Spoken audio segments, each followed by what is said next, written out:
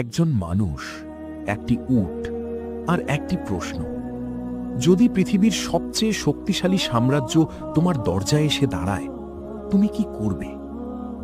চতুর্থ শতাব্দী ধরে যে সাম্রাজ্য কখনো পরাজয়ের স্বাদ পায়নি, যাদের হাতির পায়ের নিচে মিশে গেছে অসংখ্য জাতি, যাদের সম্রাটকে বলা হতো রাজাদের রাজা, সেই পারস্য সাম্রাজ্যের বিরুদ্ধে দাঁড়িয়েছিলেন একজন মানুষ, যার হাতে ছিল না কোনো বিশাল বাহিনী, ছিল না কোনো রাজকীয় ক্ষমতা।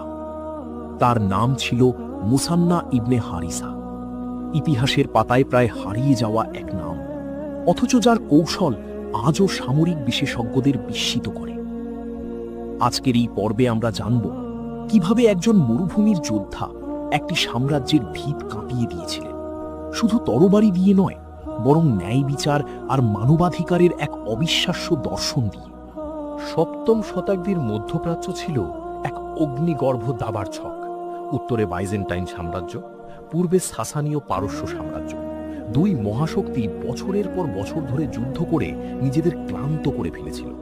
আর এই দুই সাম্রাজ্যের মাঝখানে এক অবহেলিত সীমান্ত অঞ্চলে বাস করত আরব উপজাতিরা, যাদের কেউ গুরুত্ব দিত না। মদিনার খিলাফত থেকে যখন মুসলিম বাহিনী ইরাকের দিকে অগ্রসর হয়, তখন তাদের সামনে ছিল একটা ভয়ঙ্কর ভূপ্রকৃতি।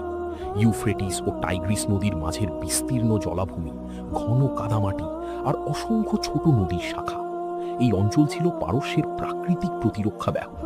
ভারী অস্ত্রশস্ত্র বহনকারী পারস্য সেনাবাহিনীর জন্য যতটা কঠিন ছিল চলাচল, ঠিক ততটাই এই ভূখণ্ড হালকা, দ্রুতগামী মরু অশ্বারোহী বাহিনীর জন্য ছিল আশীর্বাদ। মুসান্না ইবনে হারিসা ছিলেন বনু বকর গোত্রের একজন অভিজ্ঞ যোদ্ধা, যিনি ইসলাম গ্রহণের আগে থেকেই এই সীমান্ত অঞ্চলের প্রতিটি বালুকণা চিনতেন। তিনি জানতেন কোন পথে পানির উৎস আছে, কোন জলাভূমি পার হওয়া যায়, আর কোথায় শত্রুকে ফাঁদে ফেলা সম্ভব। কিন্তু মুসান্নার আসল শক্তি ছিল তরবারিতে নয়, ছিল তার নৈতিকতায়। সেই সময়ের পারস্য সাম্রাজ্যে সাধারণ মানুষের অবস্থা ছিল করুণ। খসরুদের শাসনামলে কৃষকদের ওপর চাপানো হতো অসহনীয় কর, ভূমিদাসদের সাথে করা হতো অমানবিক আচরণ, আর ধর্মীয় সংখ্যালঘুরা প্রায়ই নিপীড়নের শিকার হতো রাষ্ট্রীয় নীতির কারণে। অথচ মুসান্না ও তার সৈন্যরা যখন কোনো অঞ্চল জয় করতেন, তখন সেখানকার সাধারণ মানুষ, মুসলিম হোক বা অমুসলিম প্রজা, তাদের জীবন, সম্পত্তি এবং ধর্মীয় স্বাধীনতা রক্ষা করা হতো কঠোরভাবে। ইসলামী সামরিক নীতিতে স্পষ্টভাবে নিষিদ্ধ ছিল বেসামরিক মানুষের উপর আক্রমণ, লুণ্ঠন, ফসল ও গবাদি পশু ধ্বংস এবং উপাসনালয়ে আঘাত করা। এই নীতি কোনো কৌশলগত প্রচারণা ছিল না, এটি ছিল ঈমানের অংশ। হুকুকুল ইবাদ বা মানুষের অধিকার রক্ষা করা ছিল একজন মুসলিম যোদ্ধার জন্য আল্লাহর প্রতি দায়বদ্ধতার সমান গুরুত্বপূর্ণ। ফলে যখন স্থানীয় কৃষক ও ব্যবসায়ীরা দেখল যে নতুন শাসকরা তাদের সাথে ন্যায়সঙ্গত আচরণ করছে, কর ব্যবস্থা সহজ করছে, আর তাদের ধর্মবিশ্বাসে হস্তক্ষেপ করছে না, তখন অনেক স্থানীয় জনগোষ্ঠী স্বেচ্ছায় সহযোগিতা করতে শুরু করল। মুসান্না ইবনে হারিসার সবচেয়ে বিস্ময়কর দিক ছিল তার আক্রমণ ও দ্রুত প্রত্যাহারের কৌশল। বিশাল ভারী সজ্জিত পারস্য বাহিনীর বিরুদ্ধে সরাসরি মুখোমুখি যুদ্ধ ছিল আত্মঘাতী।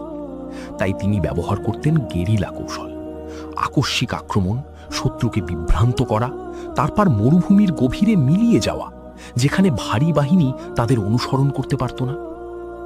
পারস্য সাম্রাজ্যের সবচেয়ে ভয়ঙ্কর অস্ত্র ছিল তাদের যুদ্ধ হাতি বাহিনী, বিশাল বর্মে ঢাকা হাতি, যা দেখেই আরব ঘোড়াগুলো ভয়ে পিছিয়ে যেত। কিন্তু মুসান্না এই আতঙ্ক ভাঙার কৌশল বের করেন। তিনি সৈন্যদের প্রশিক্ষণ দেন হাতির পায়ে ও সুরে আঘাত করার কৌশলে, এবং মনস্তাত্ত্বিকভাবে সৈন্যদের প্রস্তুত করেন যাতে তারা এই বিশালকায় প্রাণীর ভয়কে জয় করতে পারে। সেতু যুদ্ধে একটি বড় ধাক্কার পর মুসান্না হাল ছাড়েননি। তিনি সরাসরি খলিফা উমর রাদিয়াল্লাহু আনহু এর সাথে যোগাযোগ রক্ষা করেন, বাস্তব যুদ্ধক্ষেত্রের পরিস্থিতি জানান এবং কেন্দ্রীয় খিলাফতের সাথে সমন্বয় করে বুয়াইব যুদ্ধে দুর্দান্ত বিজয় অর্জন করেন। মুসান্না ইবনে হারিসা কোনো রাজপুত্র ছিলেন না, ছিলেন না কোনো সম্রাট। তিনি ছিলেন একজন সাধারণ মানুষ, যিনি বিশ্বাস করতেন শক্তি মানে কেবল তরবারির ধার নয়, শক্তি মানে ন্যায় বিচারের প্রতি অবিচল থাকা। আজকের পৃথিবীতেও আমরা এমন অসংখ্য পরিস্থিতির মুখোমুখি হই যেখানে ক্ষমতা আর প্রভাবের সামনে ন্যায়ের কথা বলা কঠিন মনে হয়। কিন্তু মুসান্নার জীবন আমাদের শেখায় সংখ্যায় কম হওয়া, সম্পদে দুর্বল হওয়া কখনোই ন্যায়ের পথে দাঁড়ানোর বাধা হতে পারে না। তার প্রতিটি সিদ্ধান্তে ছিল একটি স্পষ্ট বার্তা: মানুষের অধিকার রক্ষা করা, দুর্বলের পাশে দাঁড়ানো আর অত্যাচারের বিরুদ্ধে মাথা উঁচু করে দাঁড়ানোই প্রকৃত সাহস। আজকের তরুণ প্রজন্মের জন্য মুসান্নার গল্প শুধু ইতিহাস নয়, এটি একটি জীবন্ত দিক নির্দেশনা। তোমার হাতে হয়তো বিশাল সম্পদ নেই, বিশাল ক্ষমতা নেই, কিন্তু তোমার আছে সততা, ধৈর্য আর ন্যায়ের প্রতি অবিচল বিশ্বাস। আর ইতিহাস বারবার প্রমাণ করেছে এই গুণগুলোই একদিন সবচেয়ে বড় সাম্রাজ্যকেও কাঁপিয়ে দিতে পারে।